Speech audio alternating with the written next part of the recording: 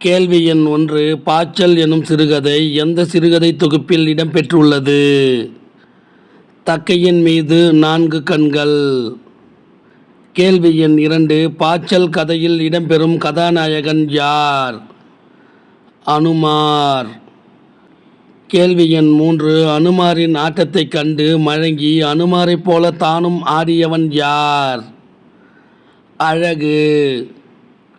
கேள்வி எண் 4. கலை கலைக்காகவே என்பது போல ஒரு கலைஞன் இன்னொரு கலைஞனை உருவாக்க முடியும் என்பதை எந்த சிறுகதையின் மூலம் அறியலாம்? பாய்ச்சல் என்ற சிறுகதையின் மூலம் அறியலாம். கேள்வி எண் 5. பாய்ச்சல் எனும் சிறுகதையின் ஆசிரியர் யார்? ச. கந்தசாமி. கேள்வி எண் 6. ச. கந்தசாமி எந்த ஊரைச் சேர்ந்தவர்? மயிலாடுதுறை. கேள்வி எண் 7. ச. கந்தசாமி எந்த மாவட்டத்தைச் சேர்ந்தவர்? நாகப்பட்டினம் மாவட்டம். கேள்வி எண் 8. ச. கந்தசாமிக்கு எழுத்துலகில் புகழை பெற்றுத்தந்த புதினம் எது? சாயாவனம். கேள்வி எண் 9. சாயாவனம் எனும் புதினம் எந்த ஆண்டு வெளியானது? 1968ஆம் ஆண்டு வெளியானது. கேள்வி எண் 10. ச. கந்தசாமி எந்த குறும்படத்திற்காக அனைத்துலக விருதை பெற்றுள்ளார்? சுடுமண் சிலைகள். கேள்வி எண் 11. ச. கந்தசாமியின் சாகித்ய அகாதமி விருது பெற்ற நூல் எது?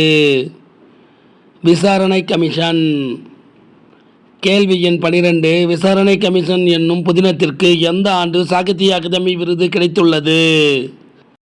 1998ஆம் ஆண்டு கிடைத்துள்ளது. கேள்வி எண் 13. ச. கந்தசாமி எத்தனைக்கு மேற்பட்ட சிறுகதைகளை எழுதியுள்ளார்? 150க்கும் மேற்பட்ட சிறுகதைகளை எழுதியுள்ளார். கேள்வி எண் 14. ச. கந்தசாமி எத்தனைக்கும் மேற்பட்ட புதினங்களை எழுதியுள்ளார்? 11க்கும் மேற்பட்ட புதினங்களை எழுதியுள்ளார். கேள்வி எண் 15. 2006ஆம் ஆண்டிற்கான தமிழ் வளர்ச்சித்துறையின் சிறந்த நூலுக்கான பரிசு பெற்ற நூல் எது? நிகழ்காலத்திற்கு முன்பு. கேள்வி எண் 16. நிகழ்காலத்திற்கு முன்பு என்ற நூலின் ஆசிரியர் யார்? ச. கந்தசாமி.